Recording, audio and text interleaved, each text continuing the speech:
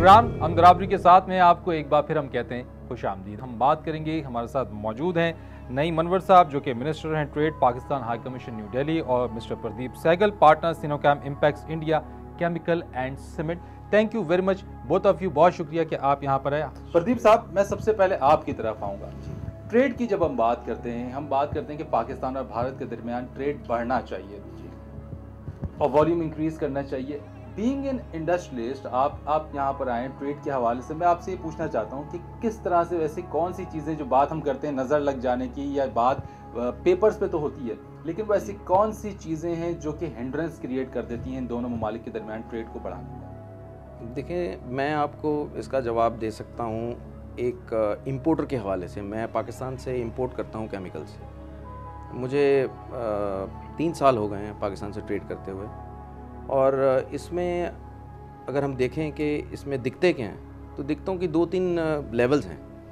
एक लेवल्स है we can say government policies और गवर्नमेंट रिस्ट्रिक्शंस। दूसरे हैं लॉजिस्टिक्स जो ग्राउंड पे मौजूद हैं कि जो ट्रेड हो रहा है इस हालात में उसमें क्या दिक्कतें हैं। तो इसके अंदर इसको दूर करने के लिए मैं अगर लॉजिस्टिक्स की बात करूं, जो दूसरी बात करूं कि जो ट्रेड एक्चुअली हो रही है उसके अंदर काफ़ी इम्प्रूवमेंट की ज़रूरत है। उसके अंदर काफ़ी कदम लिए जा सकते हैं, जिसके अंदर मौजूदा जो भी दोनों ममालिक के पॉलिटिकल हालात हैं उसके अंदर उसकी कोई इंटरफेरेंस नहीं। अगर मैं आपको एक सिंबल के तौर पे लूँ कि आप अगर इम्पोर्टर्स की तर्जुमानी अगर आप करें, और आपको यकीनी तौर पे अंदाज़ा होगा कि जो लोग पाकिस्तान से सामान को इम्पोर्ट करते हैं भारत, उनकी जो बेसिक जो हिंड्रेंसेस हैं उसमें क्या, अगर मैं आपसे कहूँ कि उन्हें लिस्ट डाउन कर दें तो वैसी कौन सी बेसिक हिंड्रेंस? सबसे पहले मैं उसके पास जाऊंगा जी, banking. We are doing banking with Pakistan through a third country.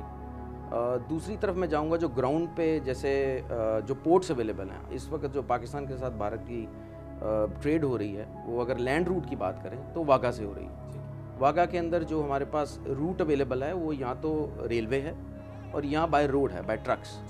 दोनों में ही काफ़ी दिक्कतें हैं। रेलवे में बहुत दिक्कतें हैं। रेलवे का जो निज़ाम है दोनों तरफ ही प्रोफेशनल नहीं है।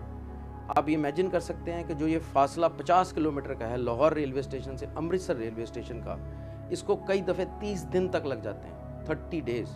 उस 30 दिन के अंदर कितना बड़ा सरमाया, कितना बड़ा लोगों का जो ट्रेड पोटेंशियल है वो ब्लॉक हो जाता है। अगर हम रोड के अंदर जाएँ तो उसके अंदर इस वक्त फैसिलिटीज़ नहीं है। उसमें नो डाउट नई पोर्ट बन रही है इंडिया साइड में, बट पाकिस्तान साइड पे भी बनेगी, तभी उसको बैलेंस किया जा सकेगा। सो ताउन की ज़्यादा ज़रूरत है। जो इस वक्त भी फैसिलिटीज़ हैं, अगर उसको ही हम अच्छी तरह मैनेज कर लें तब भी ये ट्रेड मेरे ख्याल से 4 गुना 5 गुना बढ़ सकती है। यानी सिर्फ इम्प्रूव करने के हवाले से, और अगर इसमें मजीद एडिशन और कर दिया है तो तब ये मैनीफोल्ड की हो जाएगी।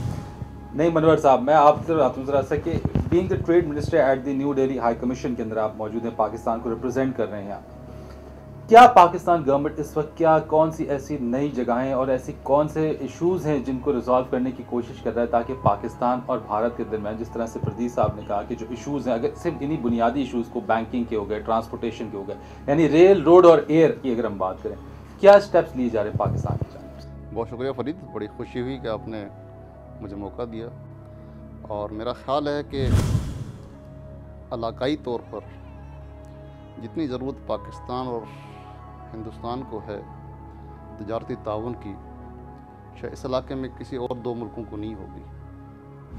हमारे दरमियान जो पोटेंशल है वो बेशुमार है। हमारी तारीख़ी जो वाबस्तगियाँ रही हैं, हमारे दरमियान ज़बान, रंग, कल्चर, अप्रोच, सोशल फैब्रिक का जो इश्तराक है वो हमें बड़ी स्ट्रेंथ देता है, और हमने इस स्ट्रेंथ को अभी तक इस्तेमाल नहीं किया है। मैं माजी की उन चीज़ों में नहीं जाता हूँ कि क्या असबाब रहे और कहाँ हमने गलतियाँ की, लेकिन मैं ये ज़रूर कह सकता हूँ कि अब दोनों मुल्क ऐसे स्टेज पे आ गए हैं जहाँ समझते हैं कि हमें माजी को एक तरफ रख कर मुस्तकबिल की फ़िक्र करनी होगी। क्योंकि हम तो ये चीज़ देखते हैं कि करंट जो सेंचुरी है हमारी, वो ट्रेड की अब सेंचुरी है। जिन कंट्रीज़ के पास ट्रेड और ट्रेड के कॉरिडोर्स होंगे, that country will lead and succeed. तो इसलिए मैं समझता हूँ कि इसमें बड़ा अहम रोल जो अदा किया, वो जब सेक्रेटरी कॉमर्स दोनों मुल्क अप्रैल में इस्लामाबाद में मुलाकात हुई, तो उन्होंने बहुत ही एक एक ऐसे माहौल में एक दूसरे से बात की जो बड़ा ताउन वाला माहौल था, और उस ताउन के नतीजे में जो जॉइंट स्टेटमेंट इशू की वो हमारे मुस्तकबिल के तजारती ताल्लुकात का एक रुख मुतय्यन करती है। और उस जॉइंट स्टेटमेंट के ज़रिए हमने फ़ैसला किया है कि जो जो रुकावटें रही हैं माजी में उनको हम दूर करेंगे। मसलन बड़ी रुकावट जो है वो हमारे यहाँ हाई टैरिफ्स हैं, जो पाकिस्तान के इंटरेस्ट के आइटम हैं, मसलन टेक्सटाइल है, एग्रीकल्चर है, बास केमिकल्स हैं, उन पर बड़ा हाई टैरिफ है। वो हाई टैरिफ की वजह से जब इंडियन मार्केट जाते हैं तो वाइबल नहीं रहते हैं। दूसरा इशू जो हमने उठाया था वो ये था कि जी आपके जो नॉन टैरिफ बैरियर जैसे आप कह रहे थे, बहुत से क्वालिटी कंट्रोल स्टैंडर्ड्स ऐसे हैं कि जो हम दोनों मुल्कों के दरमियान मुश्तरक नहीं हैं। हमारे दरमियान क्वालिटी सर्टिफिकेशन का कोई इश्तराक अमल नहीं है। तो ये क्यों नहीं है नईम साहब? मैं आपसे भी इसी चीज़ को सवाल करूंगा। मैं प्रदीप साहब से इसकी तरफ आऊँगा कि यकीनी तौर पे जब आप लोग सामान इंपोर्ट करते होंगे वहाँ से पाकिस्तान से, अगर हम केमिकल की बात कर लें, हम सीमेंट की अगर बात कर लें, तो ये भी होता रहा है कि जो इंडिया का जो क्वालिटी कंट्रोल के जो स्टैंडर्ड्स हैं वो पाकिस्तान की प्रोडक्ट बजाय इसके बावजूद इसके कि वो क्वालिटी स्टैंडर्ड के अपने तौर पर वो मेनटेन रखते हैं, उसके बावजूद भी उसको रिजेक्ट कर दिया जाता है। क्यों? मैं आपको इसके बारे में एक बात बड़ी इंटरेस्टिंग बताना चाहूँगा कि जब हम ट्रेड करते हैं तो हमें एक सर्टन लेवल फील्ड्स चाहिए ट्रेड करने के लिए। अगर पाकिस्तान का सीमेंट अच्छा है, बेहतर है, इसमें कोई शक नहीं है कि पाकिस्तान का सीमेंट बहुत अच्छी क्वालिटी का सीमेंट है, इंडियन मार्केट में रेगुलरली आ रहा है। लेकिन इंडिया में अगर आपने कोई भी सीमेंट, मैं सीमेंट के हवाले से बात कर रहा हूँ, तो सीमेंट इंपोर्ट करना है तो उसके लिए एक सर्टिफिकेशन चाहिए, चाहे आप कहीं से भी मंगा रहे हैं। It is not Pakistan specific. अब पाकिस्तान जो कंपनीज़ हैं उसको वो सर्टिफिकेशन असेस करने के लिए एक विंडो चाहिए। वो विंडो उनको इंडिया में मिलेगी, पाकिस्तान में नहीं मिलेगी।